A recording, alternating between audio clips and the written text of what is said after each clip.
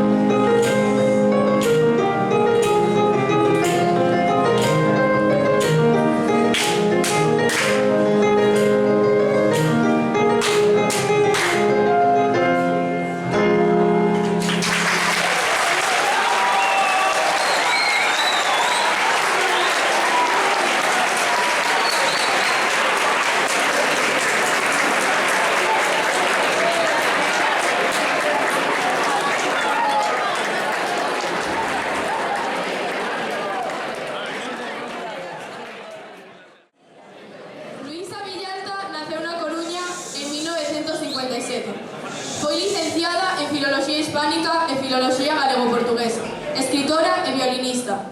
Foi profesora de lingua galega en diferentes institutos de ensino medio e formou parte da Orquestra de Santiago de Compostela, da Xove Orquestra de Galicia e de diferentes orquestras de cámara.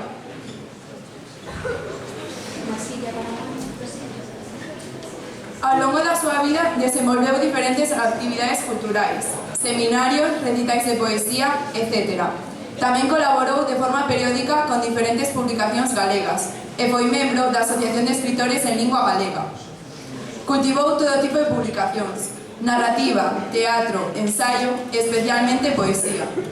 Entre as súas obras poéticas podemos destacar Música reservada, Ruído, Rota ao interior do ollo ou, en concreto, obra pola que recibiu o premio Espiral Maior de Poesía. Desgraciadamente, Luisa Villalta faleceu moi nova, na Coruña, con tan só 46 anos de idade. Tendo en conta que unha das súas paixóns era a música, imos escoitar a canción a Luisa, poema dela mesma inscrito na súa obra Música reservada, e musicado por Faustino Porras, profesor e catedrático do IES Eusebio da Guarda. Nesta composición, ademais de haber unha conexión directa coas características da música tradicional, podemos ver unha alusión clara e directa á música reservada do Renacemento.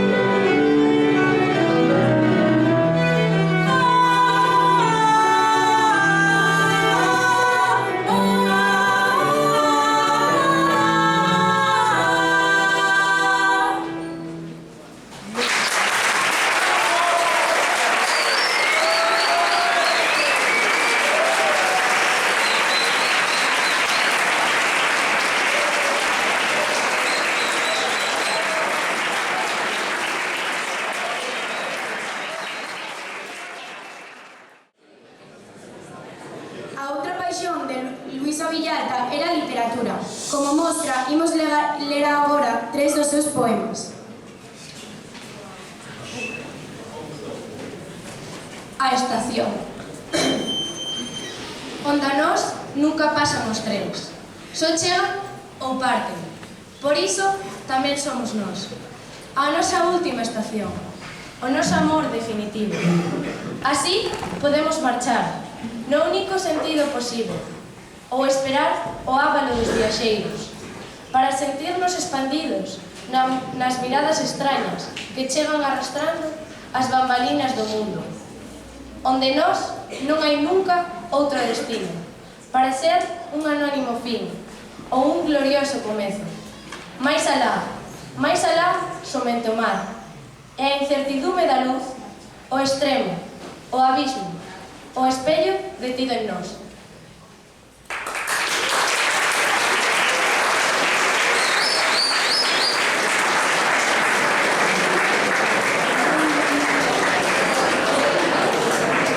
O ceo cobrou unha cor que facía pensar. Era a hora en que as botellas se rompen para dar paso ás profundidades. Atrás quedaban as cores álxidas, mortas de sol. O calor enfriábase no bisturí do horizonte. Os nenos, decorados na xanela, enfrontaban a historia, inconscientes dun pai pobrexo, tan veloz como a infancia. Pero isla hai un cambio posible, que se reserva no bolso, un remanente da derrota, para mirar alrededor. Non nos estábamos separando, por iso nos recoñecemos. Fitábamos na cita imprevista, sen saber quen nos chamou ao fío da noite.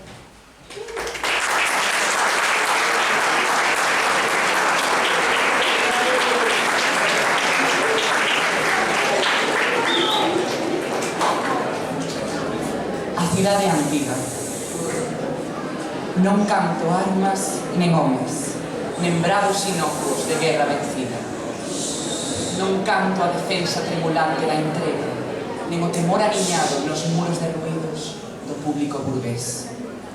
Pido as gueibotas me lembren as causas de tan profunda humana xenreira contra os deuses dos lares caídos con xerión e a dignidade labrada na raigana da lingua.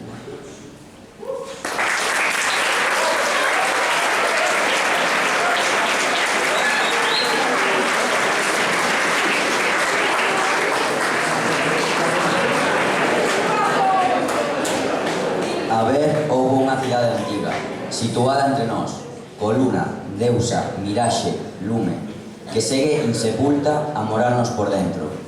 Con mans de leite munxiu cada unha das mañás descorrendo a tona da terra, para abrir o xustillo do berce, e poñer o mamilo na boca de todas as palabras que deron forma ao vento primeiro.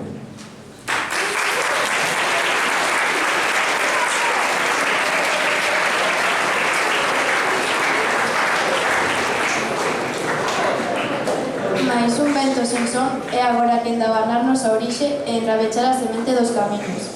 Vento transhumante do mar, que trae e que leva os mastos dos barcos sen poder arrincalos do corazón. Carasillas sen rumo entre vistas no alén. E levar para sempre o mellor de nós mesmos na nosa miraxe. Por sobre os mares e as lousas asulagadas. Por sobre os predios perdidos. Para alén dos nosos días, para alén do noso alén.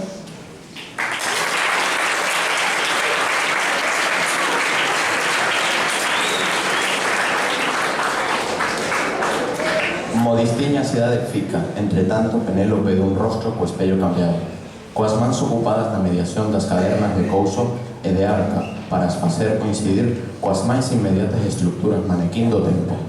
Camiña así pola historia, sen armas nen batallas que contar. María Maior atinou por acaso, nen poder ilustrar os brasóns nas paredes das tendas, onde o preso das cousas e desmola, queixosa a cada vida que pasa.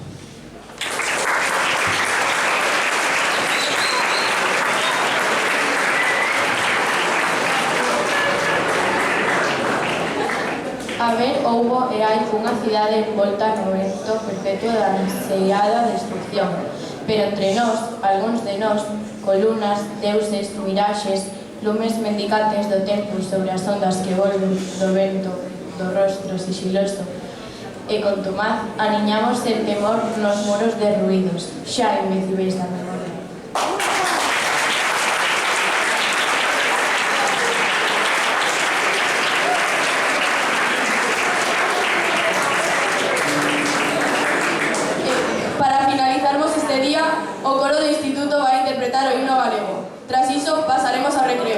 Moitas grazas.